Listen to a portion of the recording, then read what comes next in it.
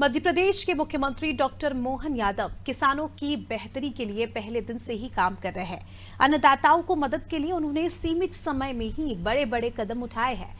मुख्यमंत्री सिंचाई task force का गठन, प्राकृतिक खेती को समृद्ध और आधुनिक बनाए जाने की कोशिशें, मध्य प्रदेश में दाल मिशन की शुरुआत, उज्जैन में चना अनुसंधान संस्थान, बागवानी के क्षेत्रफल को 20 लाख हेक्टेयर से बढ़ाकर 30 लाख हेक्टेयर किया गया और ओलावृष्टि से प्रभावित किसानों को तत्काल मदद करने जैसे कई निर्णय किसान कल्याण की दिशा में बेहतर सकारात्मक कदम है।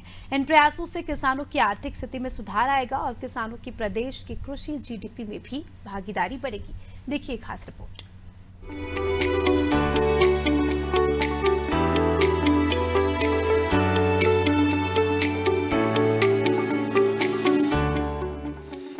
मध्य प्रदेश के मुख्यमंत्री डॉक्टर मोहन यादव किसानों की बेहतरी के लिए पहले दिन से ही काम कर रहे हैं। अन्नदाताओं को मदद के लिए उन्होंने सीमित समय में ही बड़े कदम उठाए हैं। जैसे ही प्रदेश में मौसम खराब हुआ और ओलावृष्टि से किसानों की फसलों की बर्बादी की खबर सामने आई, मध्य प्रदेश के मुख्यमंत्री डॉक्टर मोहन यादव ने ओलावृष्टि से खराब हुई फसलों के नुकसान का तत्काल सर्वे कराने के निर्देश दिए। उन्होंने इसी के साथ ही सर्वे के बाद तमाम जिलों के कलेक्टरों को RBC 6-4 के तहत किसानों को राहत राशि वितरित करने की भी निर्देश दिए। डॉक्टर मोहन यादव ने अधिकारियों से कहा कि ओलावृष्टि से प्रभावित कोई भी किसान सर्वे एवं राहत से नहीं छूटना चाहिए।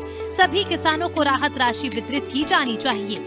हमारे प्रधानमंत्री नरेंद्र मोदी जी की सरकार और हमारे मुख्यमंत्री डॉक्टर मोहन यादव जी की सरकार किसानों के हित में अनेक ऐसे हितकारी निर्णय लिए। जैसे अभी अगर कोई प्राकृतिक आपदा होती है, ओलावृष्टि हुई या अन्य कोई अचानक ओले गिरे या पानी गिरा, उसके कारण जो फसल हमारी बर्बाद हुई है, किसानों पटवारियों को राजस्व विभाग को तुरंत निर्देश दिए खेत में जाएं, फसलों का सर्वे करें और तुरंत उन किसानों को राहत राशि देने का जो मध्य प्रदेश की सरकार, मोहन यादव जी की सरकार और प्रधानमंत्री नरेंद्र मोदी जी की सरकार ने जो काम किया है वो किसान हितैषी काम किया है। किसानों के हर पहलू पर सीएम डॉक्टर मोहन यादव का ध्यान है, इसीलिए किसानों के हित में कई कदम एक साथ उठाए गए। प्रदेश में 32,000 करोड़ रुपए की सिंचाई परियोजनाओं को समय पर पूरा करने के लिए मुख्यमंत्री सिंचाई टास्क फोर्स का गठन किया जा रहा है। इस संबंध में मुख्यमंत्री डॉक्टर मोहन यादव ने भी सभी विभागों को 7 दिन में रोड मैप बनाकर कार्य शुरू करने के निर्देश दिए हैं। इनमें ग्वालियर एवं चंबल में माधवराव सिंधिया सिंचाई परियोजना, नरसिंहपुर, रायसेन और होशंगाबाद में चिंकी बोरास बैराज परियोजना, नरसिंहपुर छिंदवाड़ा में शक्कर पेंच लिंक संयुक्त परियोजना सहित कई अन्य परियोजनाएं शामिल हैं। इसके साथ ही उज्जैन में चना अनुसंधान संस्थान और डिंडौरी में भी श्री अन्न अनुसंधान संस्थान स्थापित किए जाएंगे। अगले 5 वर्षों में दाल उत्पादन बढ़ाने के लिए मध्य प्रदेश में मिशन दाल शुरू किया जाएगा। बागवानी का क्षेत्रफल 20,000 हेक्टेयर से बढ़ाकर 30,000 हेक्टेयर किया जाएगा। आचार्य विद्यासागर गौ संवर्धन योजना के अंतर्गत शिक्षित युवाओं को पशुपालन के प्रति प्रोत्साहित करने के लिए 10 लाख रुपए तक का लोन दिया जाएगा। अगले 5 वर्षों में प्रत्येक जिले में एक गौवंश विहार स्थापित किया जाएगा। मध्य प्रदेश संकल्प पत्र 2023 में सिंचाई सुविधाओं का विस्तार करते हुए खेती को आधुनिक और समृद्ध बनाने की गारंटी दोहराई गई है। मुख्यमंत्री डॉक्टर मोहन यादव ने कहा है कि संकल्प पत्र प्रधानमंत्री श्री नरेंद्र मोदी जी की गारंटी है। इसके क्रियान्वयन के लिए उन्होंने दिसंबर महीने में ही सभी विभागों को 7 दिन में रोड मैप बनाकर कार्य शुरू करने के निर्देश दिए थे।